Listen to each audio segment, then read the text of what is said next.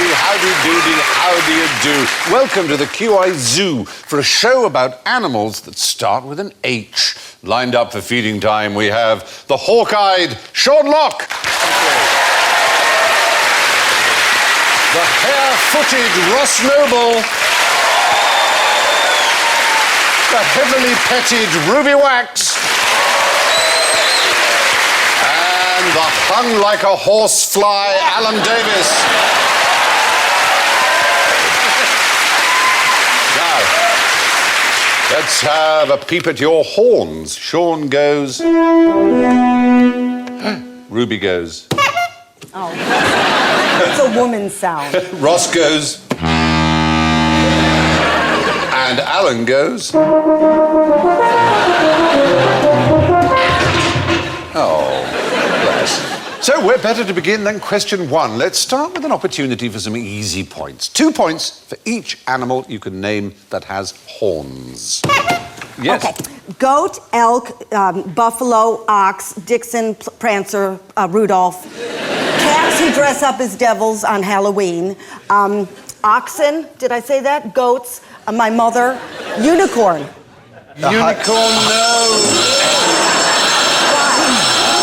Why? Rhino. Oh, that's the problem.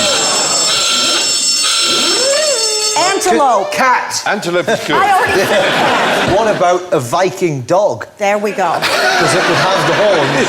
It might. Yeah. It might be, it might. Now, strictly speaking, I know you're going to say, but the Vikings didn't have the horns on. The point about a horn is that it must be bone. Technically, a horn is bone, not what a rhino has, which is...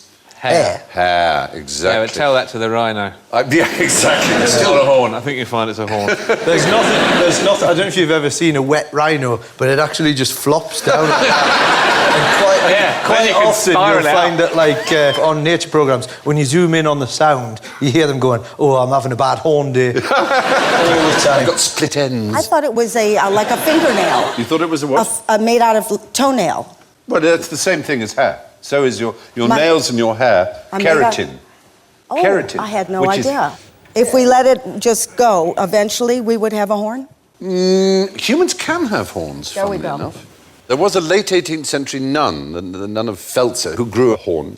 Her nunnery was invaded by Napoleonic troops. And she grew that horn specifically to ward off people attacking the nunnery. She went, I've got a brilliant idea, let's not get spears and knives. No, she was locked in an asylum and she banged her head regularly against the wall or against a table, and she started to grow a horn. It was a brilliant. I'm doing it. Just carry on. She eventually had it cut off because it was going into her eye. What a waste, because what she should have done is had a Bible with a hook on it, and she could have just hung it there, and she could have been peeling potatoes, reading the Bible. You're right. They should have that on QVC. Are you sick of not being able to read the Bible whilst doing domestic duties? Try banging your head off a wall. It works for nuns. 8 out of 10 nuns prefer it. That drawing doesn't seem to be the most convincing evidence. That sounds like a sort of... There's a picture, and someone thought, I won't do a Hitler moustache. I'll stick a horn on her. But also, that looks less like a horn and more like she's put half a croissant. It does. It's like all that banging, and the Mother Superior should have just cut half a croissant and a little bit of jam, and that would have done the job. And she went, oh, and stabbed herself in the hand. Is an antler a horn? Yes. I know. No. An antler is different. Why is an antler different? Made of wood. They grow. An antler is different because it's shed. It's shed. Yes, every year. So what do they keep in this shed? No, I didn't. Not a shed. They keep their antlers in a shed? So when the I know so little. So when the two horned creatures are, going at each other... When they lock horns. Yeah. Does that ever happen with nuns? Like when one of them goes, that's my Bible, it's not my Bible. I'd walk a mile on broken glass to see that. And I'd also pay to hunt them as well. Some people fantasize about that image. They do, don't they? Two nuns locking horns. Oh, wow. Well, that animal on the left, I hope it's called the Mr. Whippy Goat. Whoever named it, Mr. Real Opportunity. I doubt if it is called the Mr. Whippy Goat. No, because it's more of an antelope than a goat, but it is an... It's... The animal on the left You say that it's evolved to have some kind of fear of sound. Yes, they are big There that receptors. perhaps its predators maybe sneak up on it. Yeah, that is, it is blessed. It is a nervous those are creature. It's the enormous Princess ears. Leia of the moose world. It sort of Yes. is, isn't We it? need bigger ears because they're still sneaking up on us. So those are all proper horns there on the antelope and on the horned toad and on the, what's the other one? Buffalo. A buffalo, yes. I think the buffalo's horns would be evolved so that nobody took it seriously. Yes, they're rather sort of they look upside down Sort or of something. sad and pathetic. Yeah. And then nobody would attack it. They just laugh at it and go, "Oh, you've been lumbered, mate." Or maybe it's Rather evolved miserable. living in a field with quite a low gate. Yes. The horns are caught on the gate again. How comes, over years of evolution, you've got an animal like that with those sorts of horns, Yeah. and yet no animal has developed, like, kites? Are you speaking English? Is that sense of passing, is that going into the Just say horn? to him, are you speaking? Yeah, I've never heard it. Have you never heard a Geordie accent before? Not coming from something with hair that's never been combed. I just point out, right, I'm actually part of the show. I'm not on the screen. Oh, I thought that was you just sat there just go, what the hell is that thing?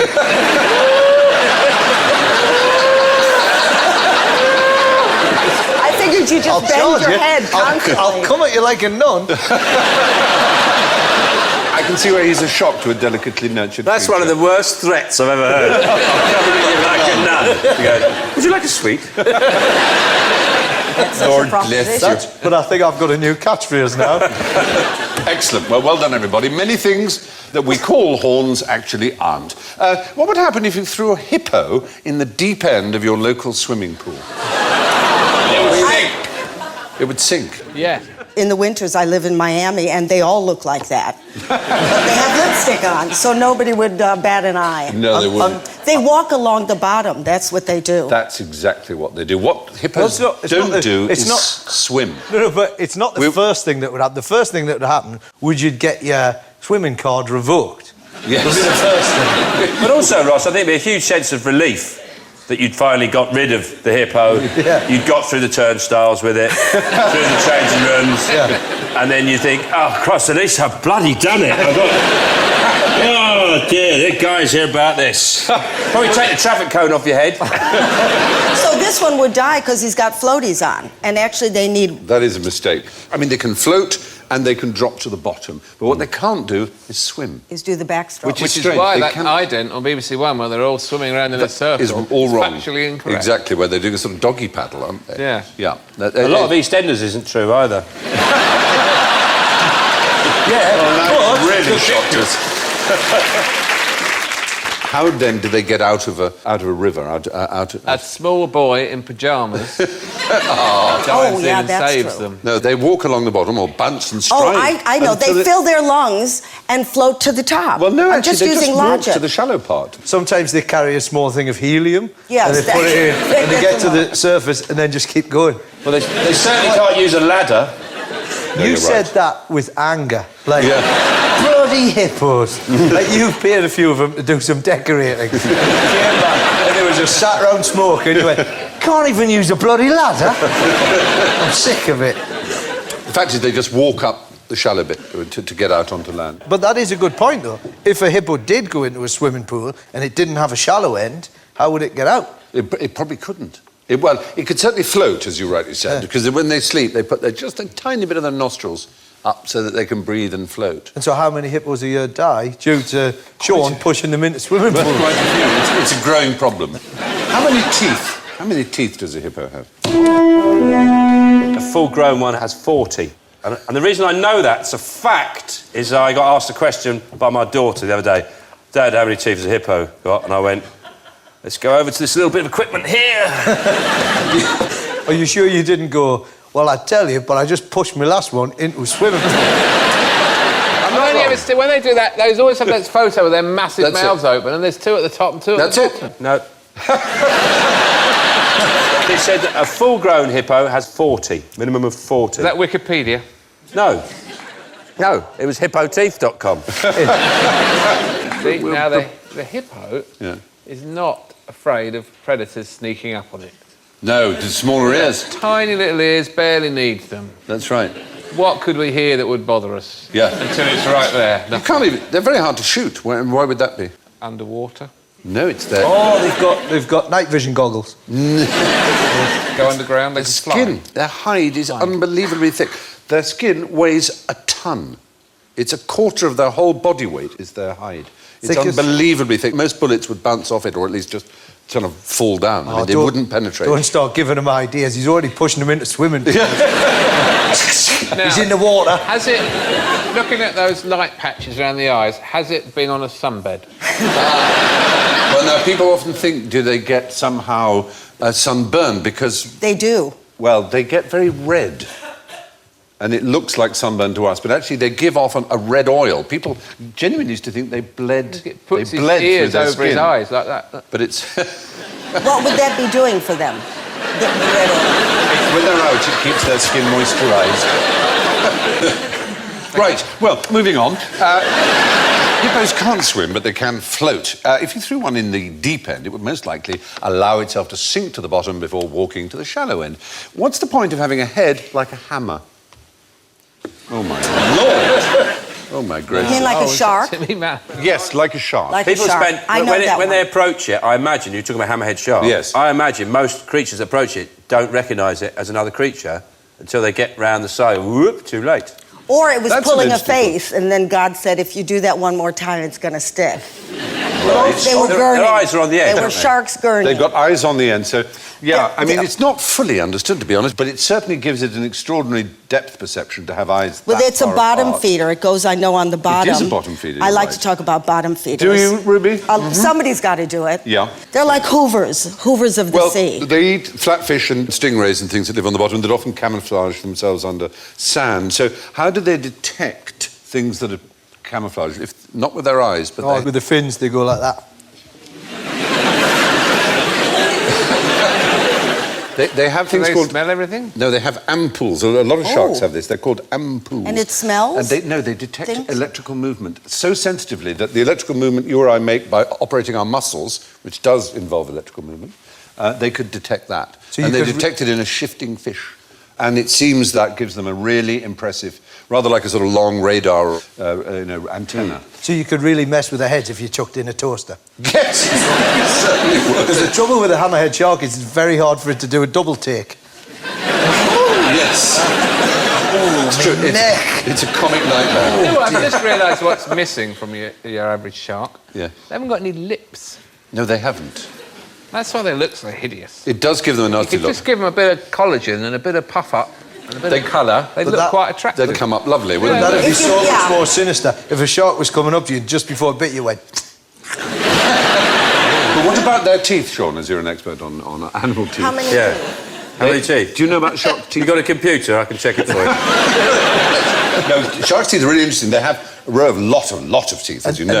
they have- and then they come have forward, rows don't they? behind. They come forward when they and lose them. That's it. Yeah, they lose a tooth, and another one comes forward, like a sort of conveyor belt for each one. They just You know, with dolphins, sorry to go off of sharks. Yeah, no, dolphins. They detect when something's dying. That's how they figure out, to go for it. So a lot of times I went swimming with one. They say if you have false breaths, don't go in, because it'll ram you over and over again. Yeah. Sometimes kids with who are disabled go in, and Yes. and then it sort of sharks? nudges. Not No, with dolphins. sharks. We're on Oh, sorry, I missed that. I thought you were putting disabled kids in with sharks. I was thinking, what sort of charity is this?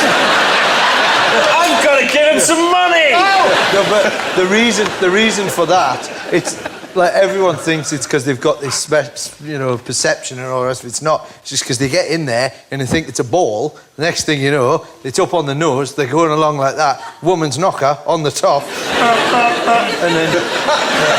But they always give you instructions. Never, they give you a pep talk and say never touch a dolphin underneath its waistline. Yep. Because they get very excited. But though they extend their penises for a lift.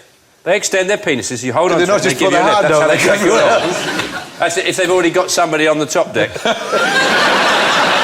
they got on the fin and go, got no room on top, you'll have to go down below. This is true, these are facts. Or you I put your can't help if I got an inquiring mind. They have been known to save people, though, haven't they? Nudge people to shore who are in trouble. There are stories going right back to the ancient Greeks, of course, Orion and various others. Yeah, I've swum with dolphins as well, and it is quite an extraordinary experience. Very good. It's terrible when they reject you.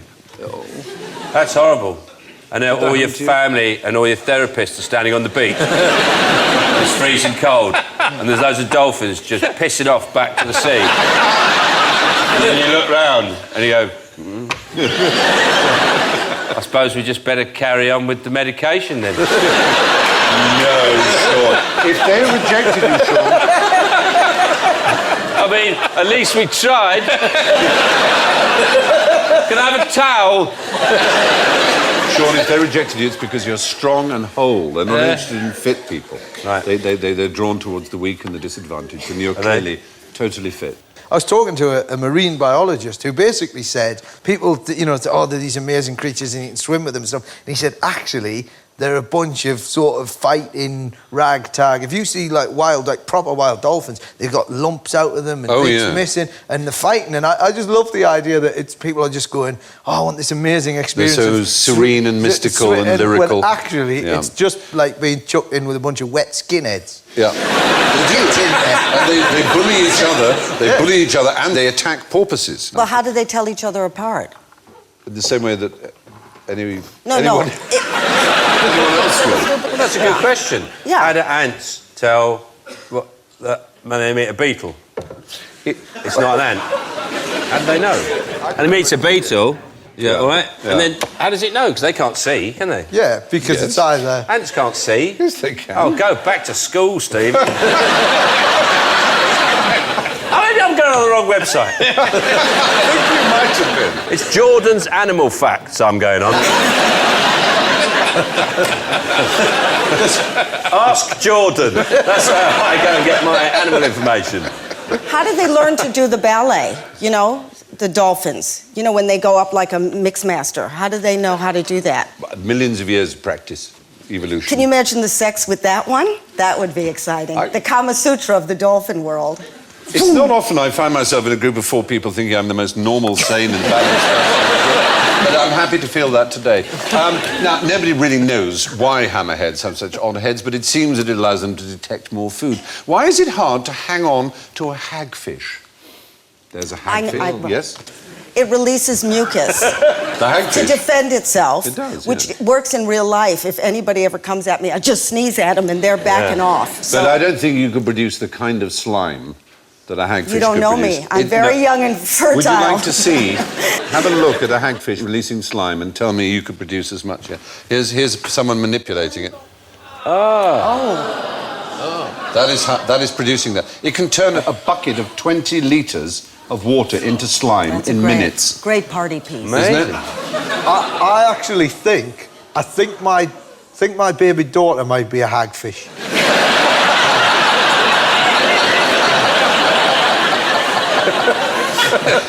Yeah, because that's nothing. to be honest with you, I've got that on my trousers every morning. It also can tie itself into knots, which is another impressive thing. It literally does a slip knot or an overhand knot. It's quite bizarre. Given the choice, if I had to have special powers, I'd like to be bitten by one of them. Because excreting mucus would be... You know, because like Spider-Man, he's all very well, do a bit of climbing and that. Slime but imagine boy. if you just sat in a chair and somebody went, do your thing, and you just went... Bleh. It would be fantastic. It'd be brilliant. Because if somebody tried to get you in a headlock, you just go... Bleh. That's exactly it. That's what it does. Yeah, Ross, superheroes are meant to help people. How would you help people with this mucus? You know, like Spider-Man helps people. How would you help people with this mucus? Oh, there's a child, he's got his head in the railings. Oh, no. This... that one. Yeah, that's a really good comic book story, isn't it? This gravy is unnecessarily runny. This couple is dry humping. Exactly. Maybe not. Yeah, well, whatever. Yeah. Various things. I'd rather have hippo powers, though. Hippo Because powers. you're bulletproof, you can run at 35 miles an hour and you can walk on the bottom of the deep end and you only have to brush 4 teeth in the morning. Yes. The only trouble with that is your arch nemesis, Lockboy, pushes you into a swimming pool. I can't get out. That's how they talk. But there we are. Hagfish. Hagfish are hard to hold because they tie themselves into a knot and ooze slime in all directions. How would you collect the snot from a sneezing humpback? Is mucus our word of the day? No. It's They just sneeze linked. through their blowhole. They don't sneeze, actually. They can't sneeze. But they breathe out. It's actually, when you see a humpback So where whale does the snot come from? breathing out, it is breath. It contains mucus. So Like- who like collects a it? sneeze. Well, they're a scientist interested in monitoring the health of a humpback. Why is it important to see whether humpbacks have got colds or flu? Because a sick one, you can push it towards the Japanese. No, because... No, because then they go, oh, we'll have that one, knock off early. No, because like birds, like pigs, they get flu that jumps species to man. And if that flu jumps to us, which is possible... That'd be a nightmare, because... It's a whole new genetic code for us to whale yeah. flu. Well, not just that. Think Yeah. of the waiting room at the doctor's. You'd be squashed against the wall like that, and he'd be there. When you get bird flu, you don't get all small and grow wings. It's not... To get a flu is not the same as to turn into the animal. But what I'm saying is, if that humpback whale Oh, has he- got the flu and he's taking up all the chairs... Oh, I see, and right. all the Sorry. pensioners and me are pressed against the wall... We're going to have to encourage the whales to ring NHS Direct and not... Yes, that's right. The medical only centre. trouble with that is NHS Direct pick up the phone and they think it's a fax machine. It's true. Wrong number again, and he's there just going, I'm really ill. And they won't let me come down the doctors because they take up too much room. And I keep knocking the posters off the wall with me barnacle arse. But... If I can just guide you away for a moment towards the snot, how do you collect it? With a bag over its head, like an ordinary bag from Greggs or any... It's quite... In fact, it Greengrocers. has to be You put from pepper Greggs. in it. It has to be. You put Greaseproof pepper paper. in the hole. It started... Aceveda Whitehouse, her name was, Karina Aceveda Whitehouse, who was a researcher who's very much a specialist. And she used to have a petri dish on the end of a long stick and try and get it through the plume, but it's just too difficult. There's too much turbulent water. She couldn't get She collections. swims next to it and waits That's for what it to she sneeze? originally did, but what does she do now? She's got a really good system. Big condom over the top of the hole. A remote control toy helicopter that flies there. Oh, my God. There it is, collecting. Isn't that perfect? Collecting it. I mean, if you're going to be a scientist specialising in collecting snot, at least... Yeah. Has she come up with anything? I mean, you know, now that she has the collection... what Good do- data on the transmission of flu Snot. between humpback I've got whales, a- which is jolly difficult because they travel more than any other, 5,000 miles a year, routinely. Trying to get away from the remote control. Yeah, probably. Terrifying. I wouldn't You just go up to find- the surf. I wouldn't fancy being the bloke that works in her local toy shop either. Oh, it's broken again, is it? Yeah, I've got all mucus in there.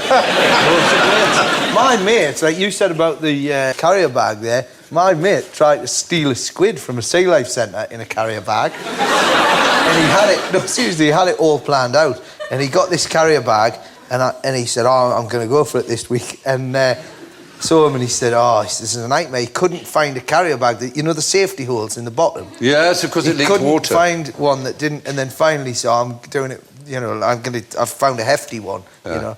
And this is honest to God's truth. He had it all, he had the tank ready, he knew which sea life centre he was going to steal it from. He got the bag, he glued up the holes with sellotape and super Just as he was about to do it, he was committed. I saw him, I said, did you get it? He said, no. So what happened? He went, the handle's broke. He put it in the water, and it was too heavy. Why was he so committed to a carrier bag? Why not a squid catching bag? What about a normal fishing net? Yeah, On the end of a could see bamboo it. cane. But he had to get it home on the bus. He didn't have a car. So, people who do research into whale flu collect snot using remote-controlled toy helicopters. Now, imagine you're taking a hamster on holiday. How can you make sure it doesn't get jet lag? Yes, Ross. Holiday in England. That would do it. Don't necessarily have to be in England, you just have to stay in the same time zone. If they're in the cage and they're moving that way and the plane is moving that way, this isn't my area. Yeah. Doesn't it balance out in What do you mean space and the time? wheel is going... No. The wheel is going... It doesn't quite work. Well, That's a nice thought. Is there an answer to this? There is, yeah. I mean, they have experimented on hamsters and jet lag. They've not actually... See, look how cute. They are you know what I very mean? It's a woman. I want to nurse it. But you pay for it and you realise it does nothing. You watch these guinea pigs in G-Force, they are like fighting, climbing, firing guns, saving people. Yeah. You go home and you see him sitting there, lazy, useless. You're just like a furry scrounger. You get out there and do something. Can you put your head in a hole like that? I don't think so. Yeah, but you've overlooked and they drop pellets. They do a lot of things. The thing is, Sean, he made that wooden thing. I was visiting a friend's house, and on the upstairs landing, I had gone to the loo, and I came out, and it was a summer's day, and there was a big open window over the lawn, and there was a football, and I kicked the football through the window, and the child burst into tears, and it had a hamster in it. It was a hamster ball. I didn't know that. I'd never seen such a thing. There are these balls that you put hamsters in. It was terrible. It was shocking. What it was actually fine. It was a little dizzy, but it wasn't dead. Exhilarated, I thought. Exhilarated. Again. Someone's done it! Don't take me back in! No! Ah. It was most unfortunate. But, yeah, they do have... melatonin. You give it melatonin. It's not melatonin. It is a drug, and it's a rather surprising one. It's a common drug. Marzipan? Paracetamol. Not temazepam, not paracetamol. I'm sure you haven't taken it. You're too young and... Viagra. Viagra is the right answer. Viagra appears to recover from jet lag as long as it's eastward-bound jet lag. That's the weird thing. Jet lag's a lot worse when you're travelling east. It's a lot better when you're travelling west. So, for example, if you go to America, you recover better than when you come back home. It takes you longer to recover. Good. Excellent. Yes, jet-lagged hamsters can have their symptoms alleviated by giving them Viagra. What gives honeybees a real buzz? Is it it's the smoke that they blow into the Well, that gives them a hive? sort of opposite of a buzz, doesn't it? That pacifies them. Do you know why the smoke is used? The smoke alarms them so much that they think someone's attacking the hive. They eat all their honey, and they just get bloated, and they don't have any aggressive like that. So that's actually what's happening, rather than the smoke getting into their lungs or anything. I'm really glad now that I've been bitten by a radioactive hagfish, not Yes. a radioactive bee, because that'd be a nightmare if you're half human, half bee. Somebody has a fag and you just go, "Where's the honey?" Now, the fact, what bees speak, or not speak, they isn't speak quite body. the word. They do like the they have the hula only to show language where to with another go. animal that we fully understand. So we know what they're doing? So within meters, we can read their dances, bee? their waggles, yeah, because they're telling each other how far away the nearest good source is and where it is. It's been studied for over 100 years, and we can tell exactly what it is they're saying. And what's interesting, I don't know who did this, if you give them cocaine, they exaggerate. Well, they claim there's more honey than there is. Yeah. They overdo it. They get boastful, essentially, and tell stories that never end. Yeah, it seems to have a similar effect on them than it does on humans. And do they all go off and get a job in advertising? Yeah. And lose their appetite and so on. But actually, the strange thing about bees is that... And they take your blood. Well, no, 85% of all bee species are loners. They don't live in colonies, and only a tiny fraction, I think it's 20 out of the thousands of species, are honeybees. Most bees aren't honeybees. But one of the most interesting bees, you'll love this piece of film, is the Japanese honeybee, which has developed a fabulous way of attacking hornets who try and get into their... Let's watch this. You'll love this. There's the hornet, and it's killing the individuals. It's vicious. It rips their... But look, they make a bee ball. Yes, I've seen this, yeah. This huge ball. They suffocate them, don't they? It's more than suffocate. There's so much heat generated in this ball, they boil. The bees. They literally boil the hornet.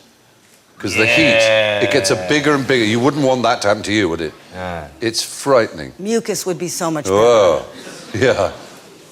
Wow. Isn't that Boy, stunning? you're asking for trouble.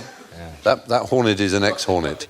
75% of all fruit on the planet is pollinated by Bees. bats. Actually, bats are far more responsible for pollination. Walked into that one. Yes, you did. But That I'll was like tell you you'd what, been framed with the cake and the glass door. That was. but to be fair, bat honey is horrible. Yes, it is. Disgusting. Unpleasant. Absolutely disgusting. Well, when bees take drugs, they behave much like humans. They dance around manically and exaggerate about their lives. That was a question about Hymenoptera, as is this. What am I describing here? Pure, intense, brilliant pain, like fire walking over flaming charcoal with a 3-inch rusty nail in your heel. Childbirth. Probably. Is it a bee sting? But yeah, there is a man called Schmidt. He's devoted his life to creating the Schmidt scale of insect bite or sting pain. And he is being bitten or stung by just about every stinging, biting insect there is. Oh. And he writes rather sort of wine connoisseur descriptions. Ow! There, Yeah. look at that, of the pain. And it starts at 1 and goes up to +4, which is the one we've just heard, the bullet ant. But it starts with a sweat bee at 1, which you can see on the left there. Wow. That's light, ephemeral, almost fruity. A tiny spark has singed a single hair on your arm. Notes of blackberry. Yes, notes of blackberry. Exactly, leather and Is tobacco. number 10 like listening to Westlife? Okay, mate. Then 1.8 is the bullhorn acacia ant, a rare, piercing, elevated sort of pain. Someone has fired a staple into your cheek. What a hell of an office party that was. To make a comparison? I guess he has. Then there's the bald-faced hornet, rich, hearty, slightly crunchy, similar to getting your hand mashed in a revolving door. It's a very good thing to document. Then there's the yellow jacket. Imagine W.C. Fields extinguishing a cigar on your tongue. Specifically WC. Does he still like him? You know, Yeah. he just goes, oh, that one, that's more like Jimmy Savile. no, that's WC. No, Yes. George Number 3. Burns. Yes. Number Did 3 you see is the paper- documentary where the guy wanted to be, he was into being bitten by snakes? I was bitten. That's what it was called, wasn't I it? was bitten. Yeah, he was really, it was a pleasurable thing. So he He went liked for that. bigger and bigger and harder and But harder. he was getting almost a kind of buzz out of it Yeah. rather than pain, wasn't it? So how do you know this guy isn't? Well, he may be, but the paper was caustic and burning, distinctly bitter aftertaste, like spilling a beaker of hydrochloric acid on a paper cut. That's nasty. Then there's the bullet ant, which is the one I described. Pure, intense, brilliant pain. It's called a bullet ant because it's like getting shot with a bullet. There it is. Yeah. Nasty piece of work. Anyway, yes, the fact is entomologist Justin Schmidt has been stung by almost every insect and describes the bullet ant sting as the most painful on Earth. What is the world's most aggressive mammal? My mother. Is it one of those 3? No, it isn't. It isn't. The rhino.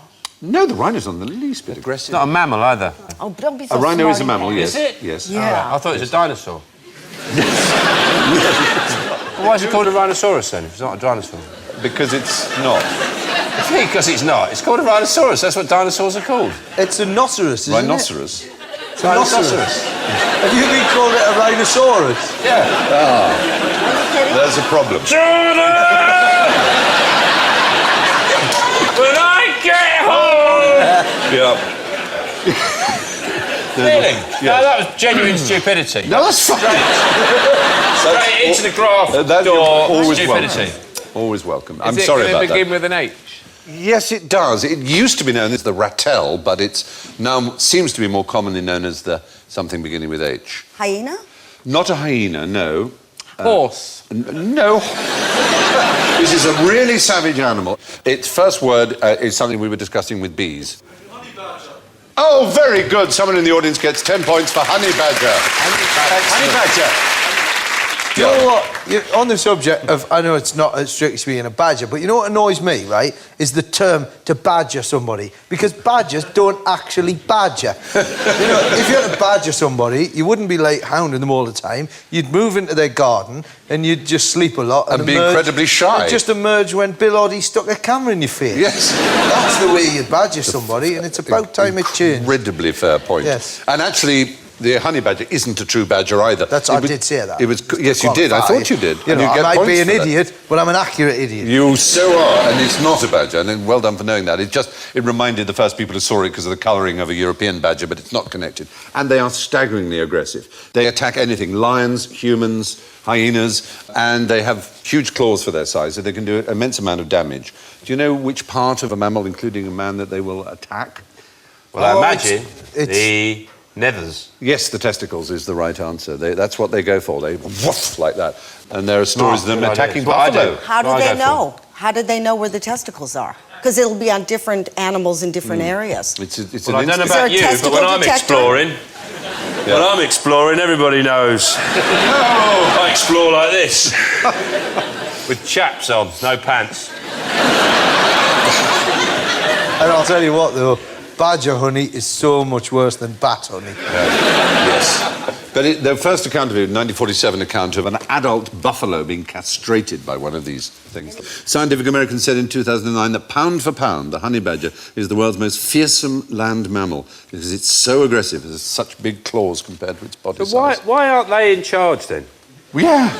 Why are we in charge and not them? Because we temper our aggression sometimes with altruism, with knowledge, with cognitive faculties. No, Stephen, it's bombs. Oh, right, yes. And also, we worked out how to make security pants. Yeah. So when them honey badgers come up, That's true. They're frustrated. Yeah. they can't get at the balls. How big is it? Are they quite small? Like a true. Yeah, relatively small, yeah. But they're about yay big. And what do they eat? Honey? They do. Yes, they Well, do I'm sure eat you asked honey. people Is in there the some audience sort of honey badger There society? here. There is, clearly. Is it the South London honey badger society? Oh, go on down here, mate. Have a look at that. Cover your balls, he's coming out.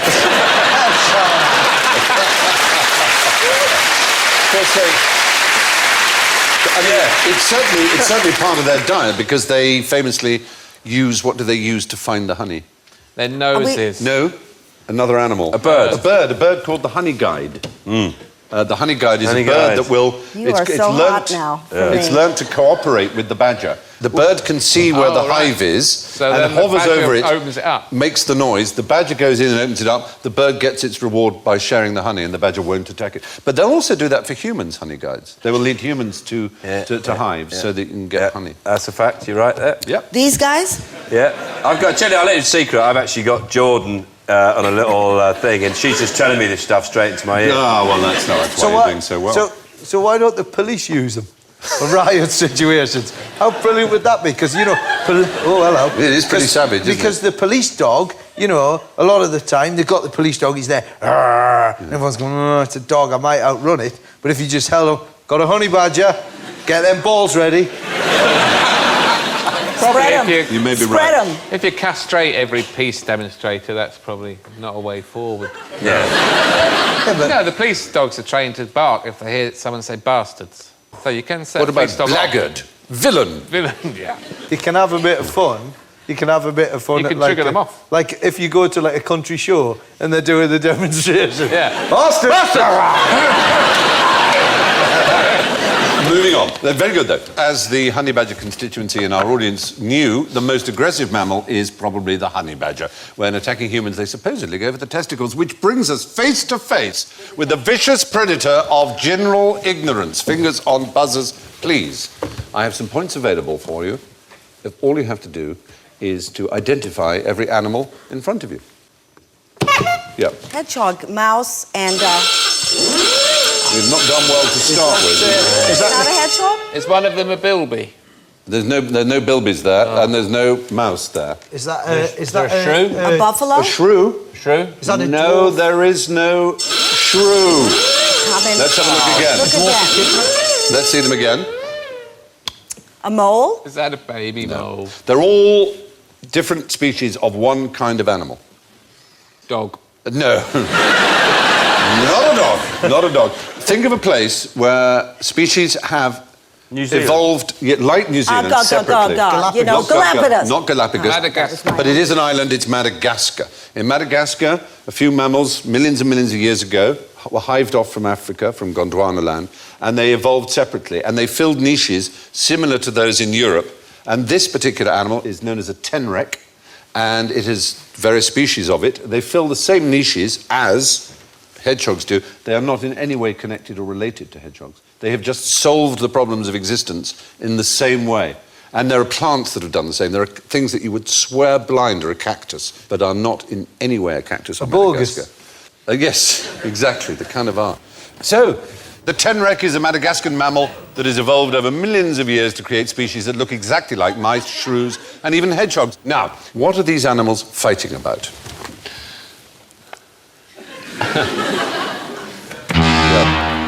They're not fighting.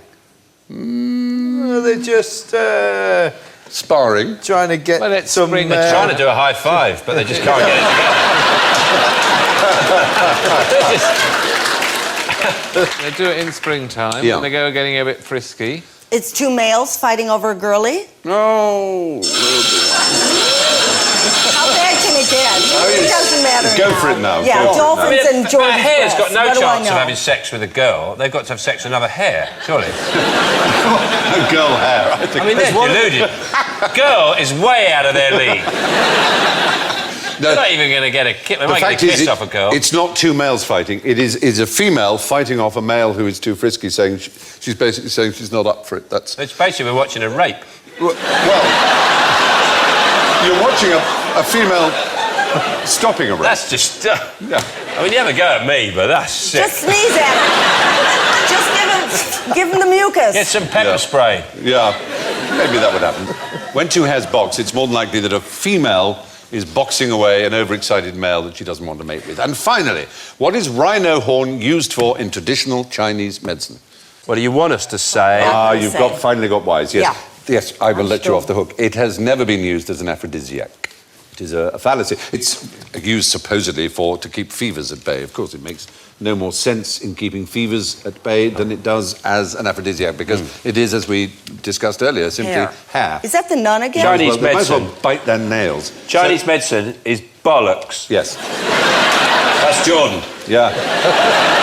She said it's... Kim bollocks.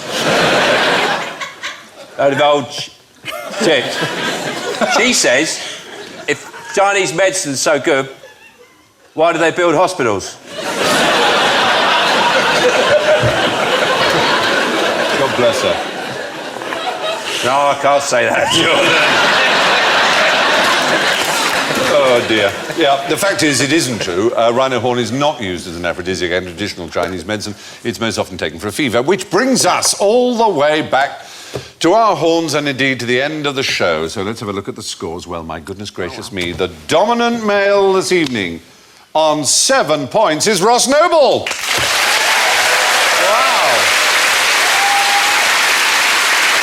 And in second place with a highly respectable -5, Sean Locke and Jordan. Thank you. And he's really improving now. -6, Alan Davies. I'm afraid at the very bottom of the food chain, they're as thick as two short planktons. Ruby Wax with -36. Whoa! A fine start to And so it's good night from Ruby, Sean, Ross and Alan. I leave you with this piece of wisdom from Homer Simpson. Weaseling out of things is important to learn. It's what separates us from the animals, except the weasel. Thank you and good night.